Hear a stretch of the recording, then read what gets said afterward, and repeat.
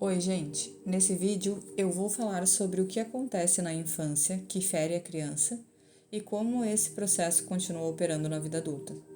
Ao longo do vídeo eu vou mostrar como isso acontece, como essa identidade se instala e o que começa a mudar quando a gente inicia um processo real de cura e reprogramação.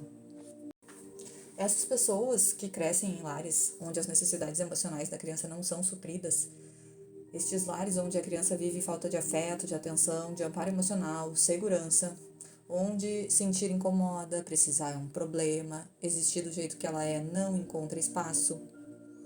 Inserida lá nesse contexto, que é tudo o que a criança conhece, ela não questiona esse ambiente, ela passa a se adaptar a ele, tentando encontrar uma forma de ter valor, de pertencer, de ser aceita, mesmo que para isso ela precise se diminuir, se sujeitar ou assumir um papel que não é dela. E essa adaptação não acontece porque alguém explica algo para a criança. Ela acontece por associação. A criança associa o que sente ao que acontece. Ela associa a sua forma de expressar as reações do ambiente. Se toda vez quando ela precisa, ela é rejeitada, o sistema dela acaba aprendendo que precisar é perigoso, que quando ela precisa de algo, ela acaba sendo ferida.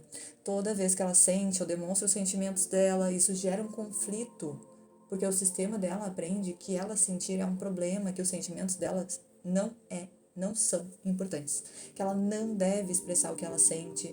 Toda vez que ela existe simplesmente do jeito que ela vira um incômodo, né? Ela acaba aprendendo que ela não é aceita, ela começa a sentir vergonha dela mesma, de se expressar, sente que quem ela é não é bem-vinda. Toda vez que ela é quem é, ela corre o risco de perder o vínculo. O sistema dela já aprendeu isso, aprendeu que para fazer parte, que para pertencer, ela precisa deixar de ser quem ela é.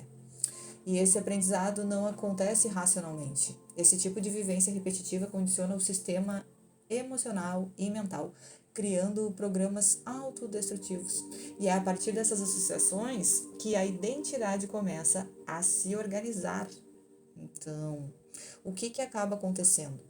Quando uma pessoa cresce com uma identidade inconsciente que é organizada a partir da ideia que há algo errado comigo, a vida inteira passa a ser um esforço constante de compensação. Ela não vive para expressar quem ela vive tentando corrigir algo que acredita estar errado nela mesma. E esse é um movimento inconsciente, é o programa que roda no comportamento dessa pessoa. Isso não acontece porque essa pessoa seja incapaz, muito pelo contrário, tá?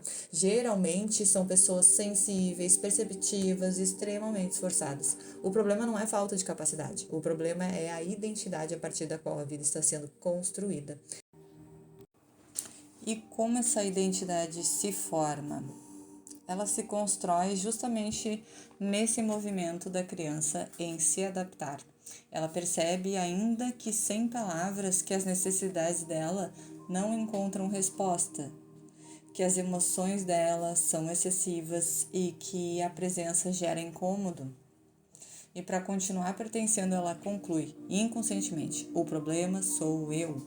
A partir daí, ela começa a se moldar. E isso pode acontecer de muitas formas. Uma criança que aprende a não pedir, aprende a não sentir, aprende a ser forte, né, cedo demais. Ela entende que precisa resolver, sustentar, cuidar. E ela não faz isso porque escolhe. Ela faz isso para sobreviver emocionalmente. Foi o jeito que ela encontrou. A identidade do salvador e da compensação. Nesse processo, a criança passa a acreditar que o seu valor está em não dar trabalho, aliviar o ambiente, assumir responsabilidades que não são dela. Ela tenta salvar os outros. Ela sente mesmo sem entender que ser quem é não basta, não é suficiente. Então ela tenta ser útil, necessária e indispensável.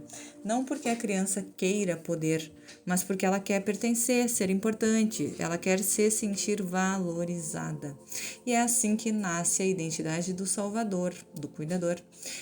E quais as consequências na vida adulta? Essa identidade acompanha a pessoa na vida adulta e ela estuda, trabalha, se forma, se esforça, se especializa, mas internamente tudo isso continua a serviço de compensar ainda aquela sensação inicial de desvalor. Por isso, existe tanta luta, o sistema interno entra em conflito. Uma parte dela quer seguir, a outra fica duvidando, a outra teme. O sistema nervoso passa a operar em modo de ameaça.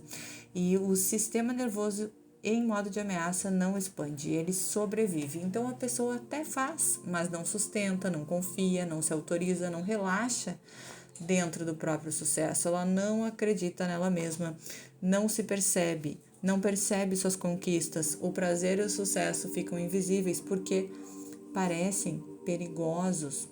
Ela não tem autorização para existir. Os sentimentos dela nunca foram aceitos. Quando ser quem se é, o que deveria ser uma permissão interna saudável, faz o sistema se sentir ameaçado por medo de rejeição ou maus tratos, a pessoa passa a rejeitar a si mesma. O papel do problema da família nesse sentido. Em muitas famílias, essa criança acaba ocupando um lugar específico. Ao assumir as culpas, absorver tensões e tentar regular o emocional dos adultos do ambiente, ela se torna um ponto de descarga do sistema familiar. E inconscientemente os conflitos se deslocam para ela, as dores são projetadas nela, a responsabilidade recai sobre ela. Isso cria uma falsa sensação de equilíbrio. O problema está ali, como se a criança fosse o problema. A criança paga o preço, ela aprende a se abandonar para pertencer, e isso se torna o eixo que organiza a sua vida adulta. E qual é a virada de chave?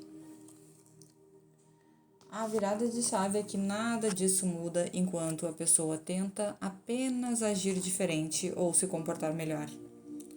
A virada de chave acontece quando ela começa a cultivar internamente aquilo que nunca teve. É nesse ponto que algo realmente novo começa a se formar. Não é mais uma ideia, mas é uma estrutura nova interna. Assim como a estrutura se estabeleceu lá na infância, agora uma nova estrutura interna se estabelece.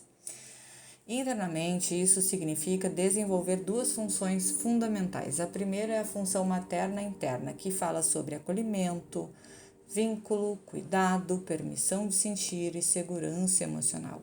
É onde a pessoa passa a se amparar, validar o que sente, sem se julgar, sem se abandonar.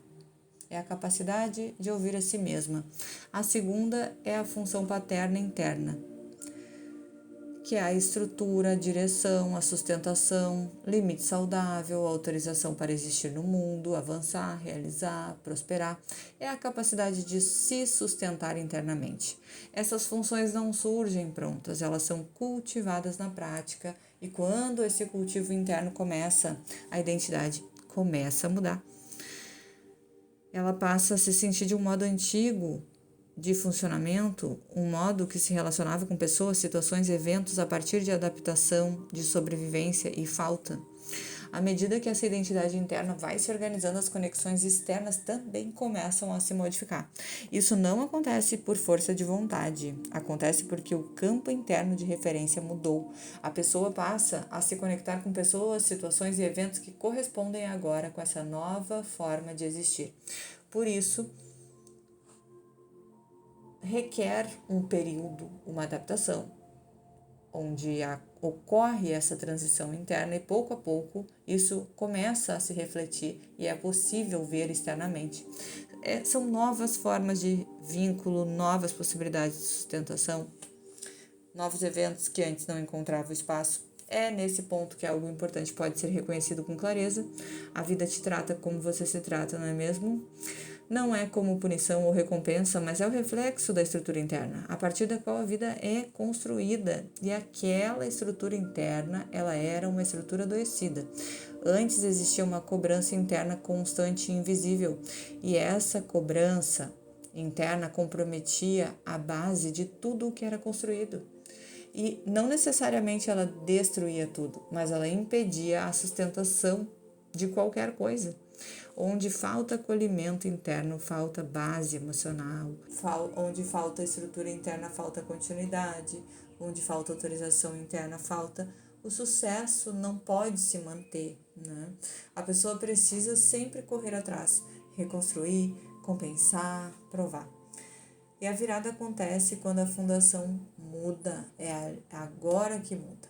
Quando a pessoa passa a cultivar internamente segurança emocional, se sente capaz de avançar, se sente capaz de realizar agora, capacidade de prosperar, se acolhe, cria um vínculo interno, se reconhece. A partir daí, o que é construído não exige o mesmo esforço para se manter, porque agora existe estrutura que sustenta. Não se trata de apagar o passado, não. Nós não conseguimos apagar. Nem de exigir que quem não soube dar, dê agora, que mude. Do que se trata mesmo é ser o autor da própria vida. Se este conteúdo fez sentido para você, aqui no canal eu continuo falando sobre autoconhecimento e processos de consciência emocional. Obrigada por ouvir até o final e a gente continua por aqui.